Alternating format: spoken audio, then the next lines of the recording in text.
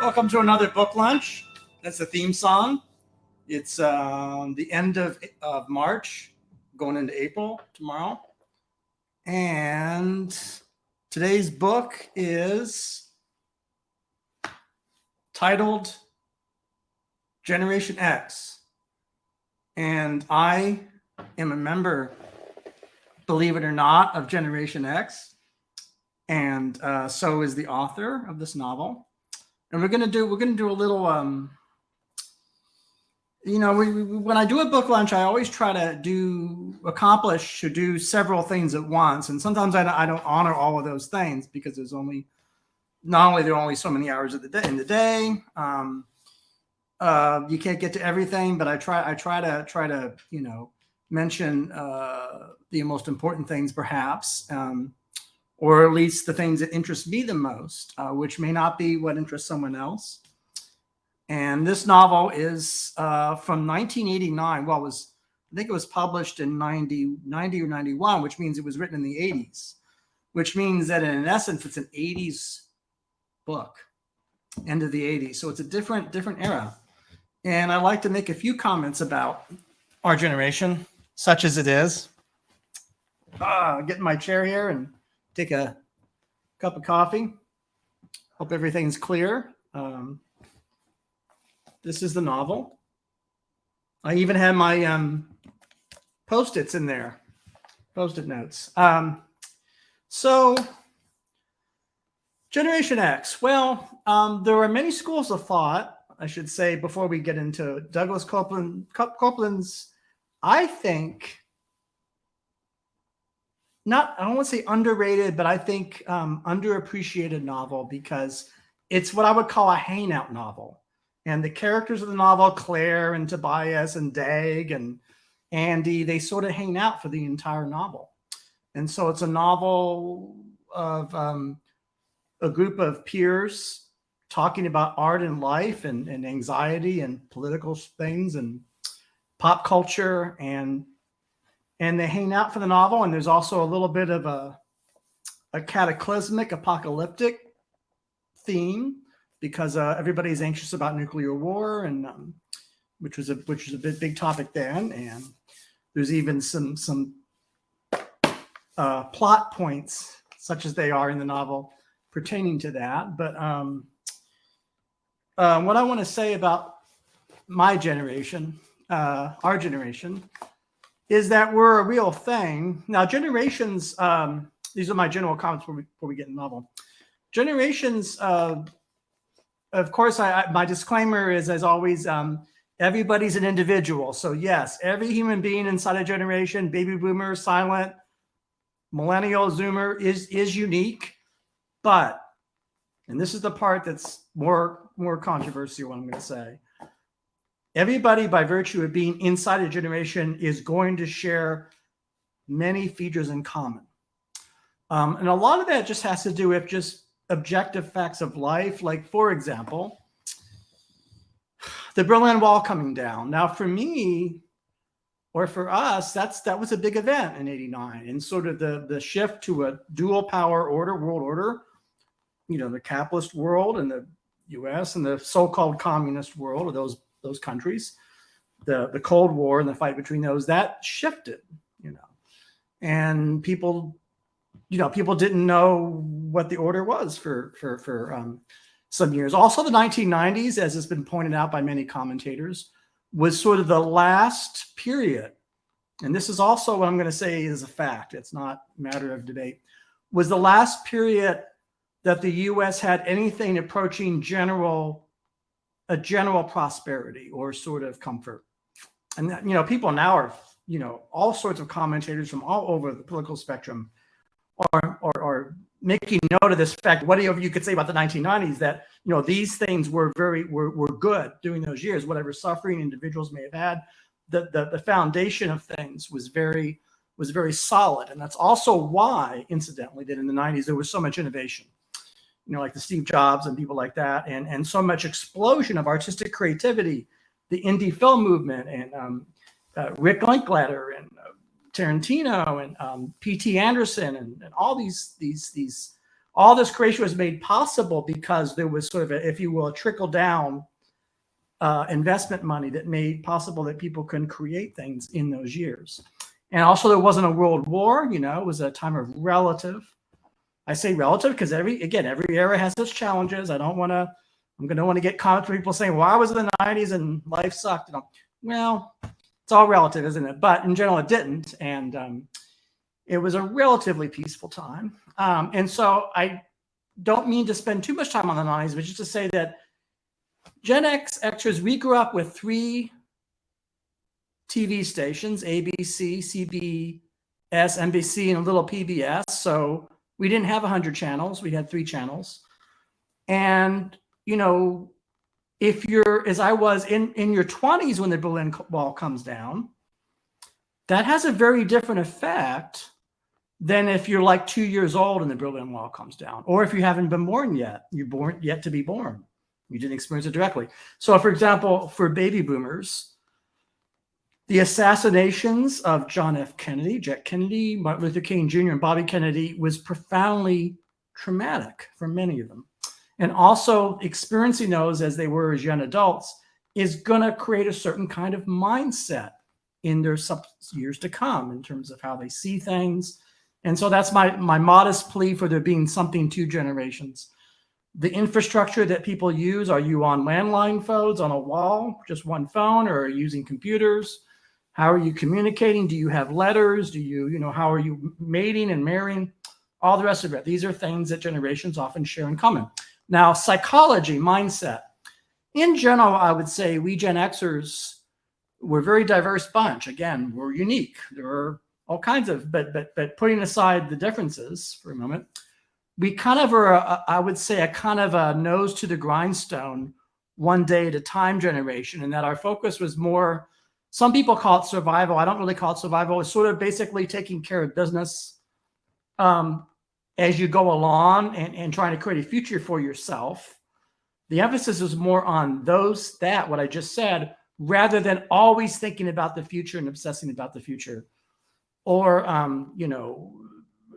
strong political activism. Those are more common features of later generations, I think, to a large extent. If I may be allowed some generalizations here, there's always a little bit of truth to generalizations. But anyhow, I just wanted to get that out there. Gen X, we are real. The other thing about us is that there aren't many of us. We're very small in number, astronomically small. And that's one of the reasons why you tend to be overlooked. And we tend to be not seen at all and be invisible often. And, because we have these huge generations around us. The people born in the 90s are huge in number, and 80s. And the people born, of course, in the 1950s, the boomers, so many of them. And they tend to get a lot of attention and a lot of focus on them, rightly or wrongly, or for better or for worse. And so there's a sense in which we're kind of middle children in a way. We were also, again, living in this analog era, and I can't emphasize enough the difference of the cultural social system then as opposed to now, by which I mean the 70s, 80s, and 90s, right, before the 2000s. The system there was so fundamentally different. I keep coming back to this image of the wall on the phone on the wall, and everybody using that one phone and having to look things up, at the library, and having to travel great distances to track down a beloved or sought after vinyl record, for example, or a book or something like that. And there's that quality too culturally, and that's very different than the internet and the computer, which we are utilizing now. So I hope my introduction hasn't offended too many people, and insisting that there is a truth to generations, generalization, Freudian slip. But I don't know where to proceed. I think I could start with a scene from a movie. Again, we don't have the fancy, this is the side of the room for the books and everything, the piano. The other side of the room is when, we're doing real visually oriented shows, which I'll be doing, I think April 7th, I'm doing a movie episode. So bear with the primitive quality of the or the undeveloped quality of the technology here. We have. You won't know? Not anymore. One Day at a Time. If I could bottle the sexual tension between Bonnie Franklin and Schneider, I could solve the energy crisis. Excuse me. Don't bogart that can, man. Are you retarded? No, I'm rhyming. Not easy. Sure, I'll make it look easy. You guys better not be inhaling. Elena Vicky was just promoted to manager of the dinner. Shut up. It's not even a big deal. The old manager tried to kill herself by eating a whole pot of poinsettias. Still, I'm so proud of you.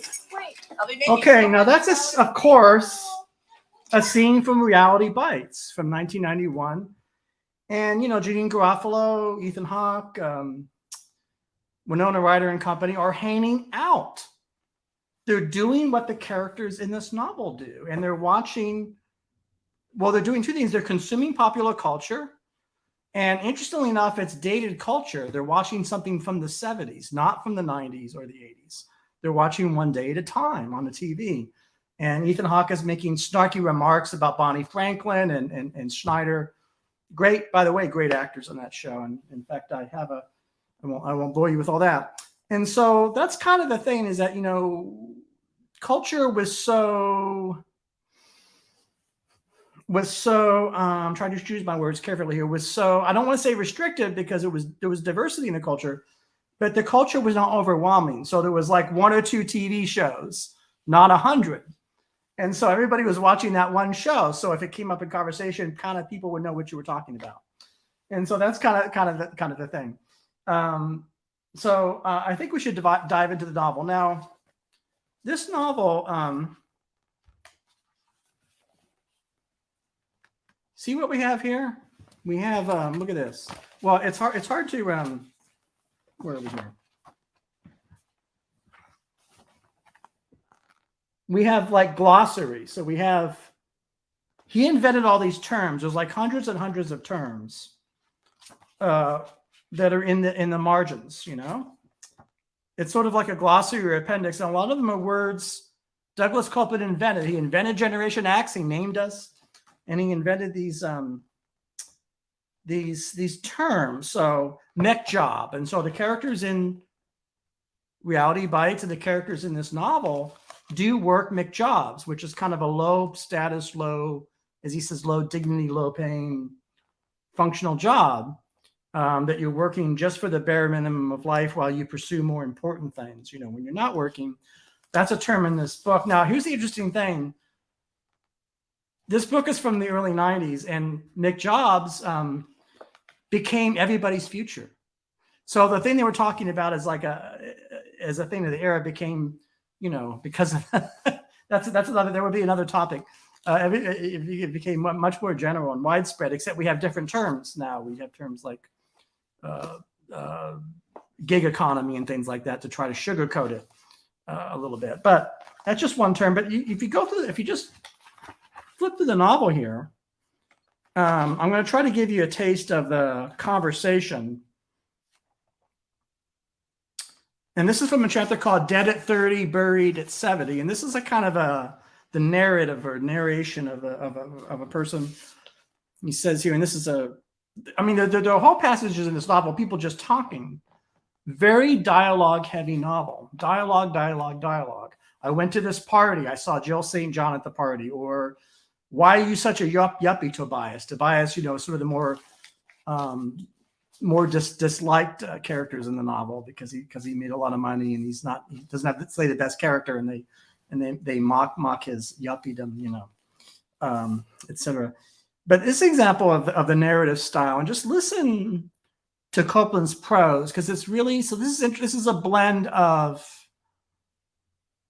the voice of the narrator, whoever's speaking, but also a little bit conversational.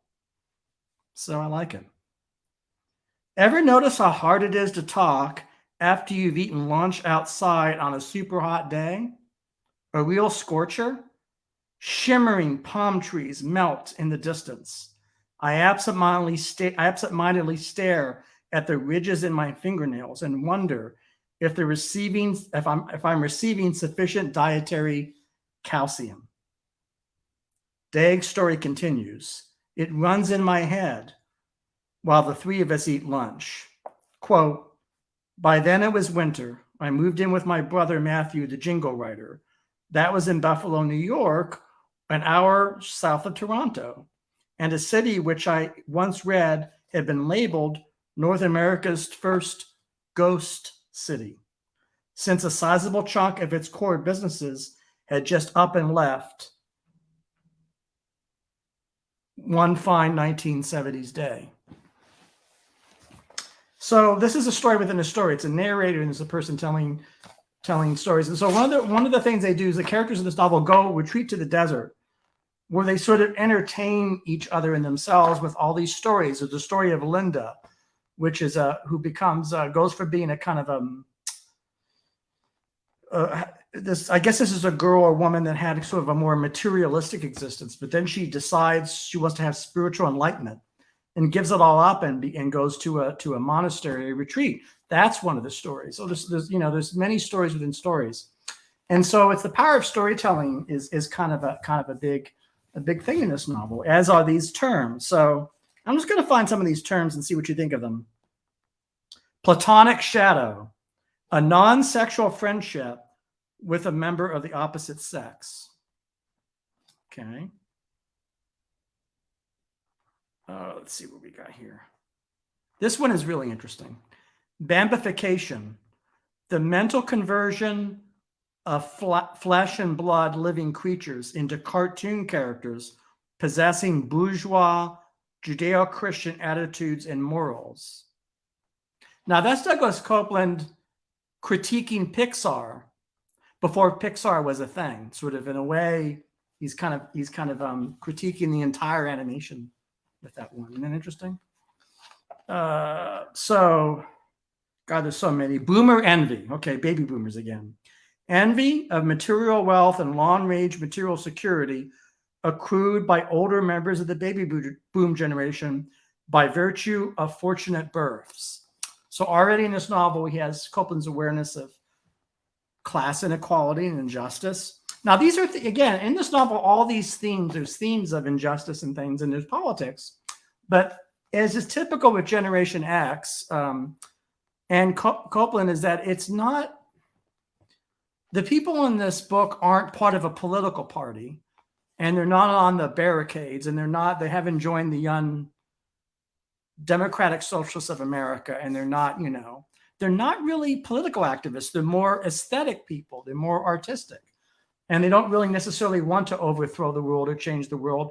A lot of it is that they're just trying to manage life in an accelerated culture, as he says here. So from the point of view of Douglas Coupland in 1991 or 89, the culture was accelerated. Now, I'm reading this now in 2023, and this looks like a placid, non-eventful culture. Not at all accelerated. It's like I'm reading this like these people are hating out and telling stories.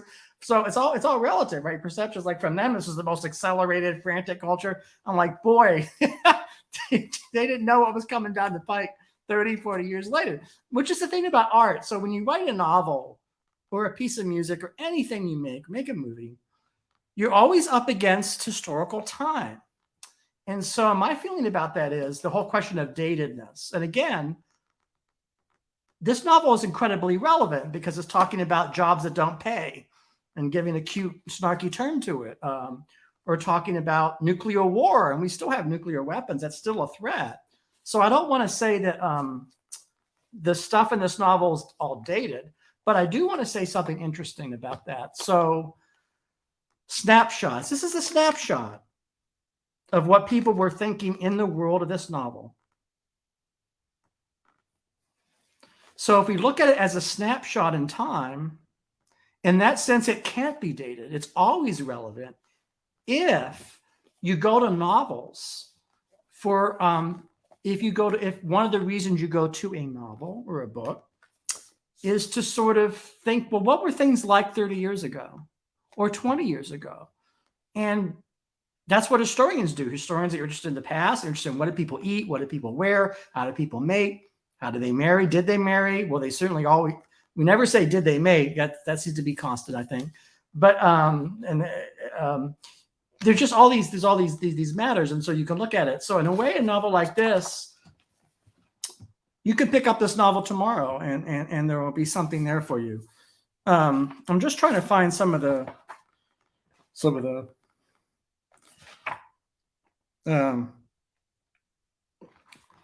so even when Douglas Coupland introduces a character, or in a novelistic way, a fictional way, you have a Clarissa, you have Claire, you have Andy. He does what novelists do. He introduces them in the context of fiction. But the interesting thing about this novel is that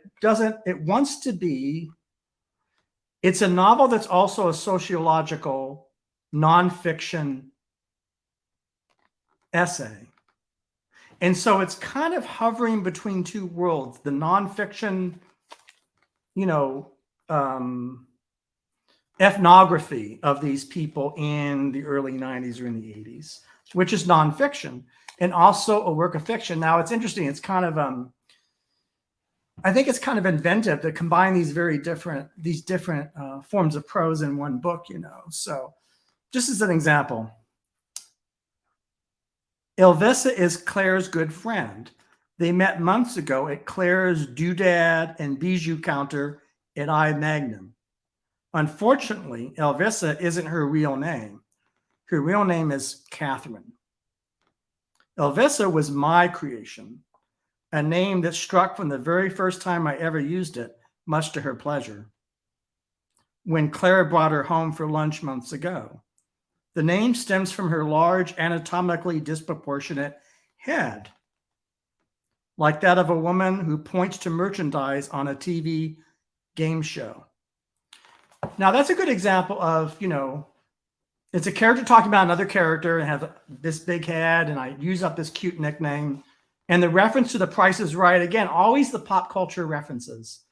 This novel forms a companion to a novel we did recently on this program, White Noise by Don DeLittle. And in many respects, I think these two novels have a lot more in common than I think people have maybe remarked upon. And I think there's something again, Douglas Coupland's prolific. I can't keep up with the guy. So my apologies, Mr. Coupland. I haven't read everything you've written. Shampoo Planet. He's an installation artist. He does art involving computers and graphics, and he's interested in the brain and the life after the internet. And I just I got to admire the guy is prolific as he is, and so it's kind of funny to go back to an early novel or a first novel of his and look at it. It's kind of exciting, and it's sort of this sense of timelessness in the spirit of the snapshot, where everything becomes a snapshot, and you can look at it and you're like, well, that's what we were doing back then, and maybe some of it applies to now, maybe some of it doesn't, but that's okay. And I'm reading this for the very first time. Why did I not read this when it came out? Well, because I would be hanging out with a couple of friends of mine, and they used to bend my ear and read from the novel aloud to me back then. So people were so taken with this novel that they would buttonhole you and say, "Hey, Mitch, I'm reading this novel about us," and they were just reading these passages. And so, in a way, kind of because I had that experience with these folks, I never ended up actually reading the novel. So that's interesting how the impact of a novel, could be that powerful. Back when people were reading out loud to each other, right? Maybe people are doing that again now. I don't know. And so I sort of feel like it might be interesting to take a peek at Douglas Coupland himself discussing the novel in an old network television interview, if we can find it. So bear with me here. I think it might be interesting. Back when he was a young 20-something. And where are we here? Funny. All right.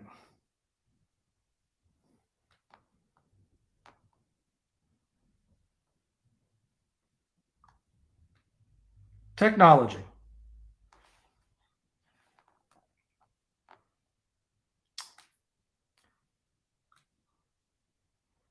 I think it's really fascinating to me how works of art have this snapshot quality, because it's interesting. I want to say one more thing about that. So I think here's what I will concede. If somebody says to me, well, Mitch, some works of art have attitudes in them or beliefs in them that we today disagree with or disturbed by. Okay, I can see that point. Yes, it's true. The past is vast and people thought lots of things in the past. And, I can see that sometimes is a thing in the snapshot, right? But even there too, one could have enough distance from it to sort of not have it be yours as you experience that, sort of push it slightly away and say, well, that was the case for those people at that time. Now, that may not be much to concede. In other words, some people might say, well, Mitch, you're grasping at, I say grasping at straws, but you're trying to, but I think there's something to my snapshot theory in any event. I think there's something to that. And I think, where are we here?